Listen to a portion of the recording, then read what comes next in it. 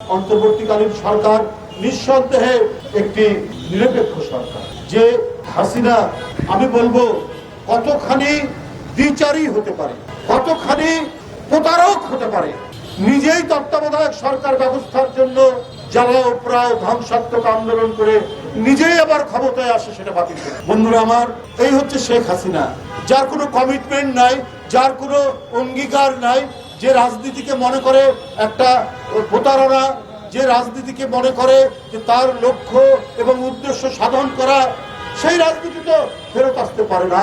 তো আজকে আমাদেরকে তো সেই জিনিসটা দেখতে হবে। অন্তর্বর্তীকালীন সরকার একটা নিরপেক্ষ সরকার, সেই সরকারের কাছে মানুষের অনেক দাবি দেওয়া, মানুষের অনেক প্রত্যাশা যে আমরা শান্তিতে থাকবো, স্বস্তিতে থাকবো। মানুষের শেষ আশ্রয় হচ্ছে আদালত, সেই আদালতে আমরা ন্যায় বিচার পাবো, এটাই তো মানুষ কামনা করে। মানুষ, আমি মনে করি যে সরকারের আন্তরিকতার অভাব আছে তা নয়।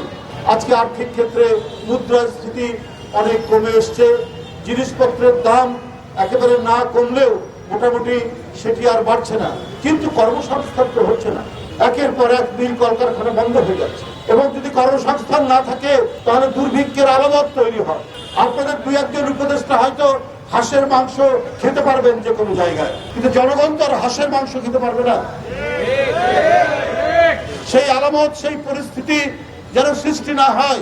গার্মেন্টস সেক্টর থেকে 1 লক্ষ লোকের চাকরি চলে গেছে, কারণ দোসরদের অনেকেই আওয়ামী দোসর ফ্যাসিবাদের যারা পূজারী ছিলেন, উপাসনা করতেন, তারা অনেকে মিল মালিক। আমি বারবার বলেছি, আমাদের দল থেকেও বলা হয়েছে, মিল কলকারখানা যেন বন্ধ না হয়, মানুষের ক্ষুধা যেন না বাড়ে, মানুষের ক্ষুধার সাথে রাজনীতি করা যাবে না।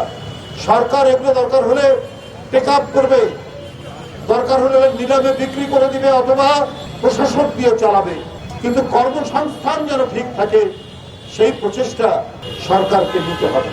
আর সেটি না নিলে পরে মানুষ যদি বেকার থাকে তাহলে দুর্ভিক্ষের পদধ্বনি শোনা যাবে। আজকে আমি যে কথাটি বলেছিলাম যে আপনারা জুলাই সনদের ব্যাপারে কথা বলছেন, জুলাই সনদে যে সুপারিশ আসবে সেখানে যদি আইন সংশোধন করতে হয়, সংবিধান সংশোধন করতে হয়, সেটা নির্বাচিত পার্লামেন্ট করবে। একটি রাজনৈতিক দল বলছেন যে আগেই গণভোট দিতে হবে। কেন? যদি মূল নীতিমালায় কোনো পরিবর্তন করতে হয়, মূল নীতিমালা একটা অখণ্ড বিষয়, তারপরেও সংবিধানের বিধান অনুযায়ী সংশোধন করা যায়, কিন্তু সেটা তো করবে পার্লামেন্ট, সংবিধান সংশোধন করবে। বাংলাদেশের শক্তিশালী থার্মিক স্টিল বার ফেমাস স্টিল লিমিটেড। কিন্তু আপনারা শেখ হাসিনা যেমন গায়ের জোরে চালিয়েছে যে প্রধান বিচারপতির সাথে আমার মনের মিল হয়নি, অতএব সে গোয়েন্দা সংস্থার লোককে পাঠিয়ে দিয়ে পিস্তল ঠেকিয়ে তাকে দেশ থেকে বিতাড়িত করেছে। তো ওই ধরনের আলামত বৈশিষ্ট্য এখন কেন থাকবে? যেটা নিয়ম ভেঙেছে হাসিনা, সেই নিয়মকে তো আমরা চালু করতে পারি না। আগে অবাধ সুষ্ঠু নির্বাচন দিয়ে জনগণের সরকার তৈরি করুন। তারা প্রয়োজনে যদি হয় গণতন্ত্রের স্বার্থে, দেশের রাষ্ট্রের স্বার্থে সংবিধান যদি সংশোধন করতে হয় তারা করবে, সেটা তাদের দায়িত্ব।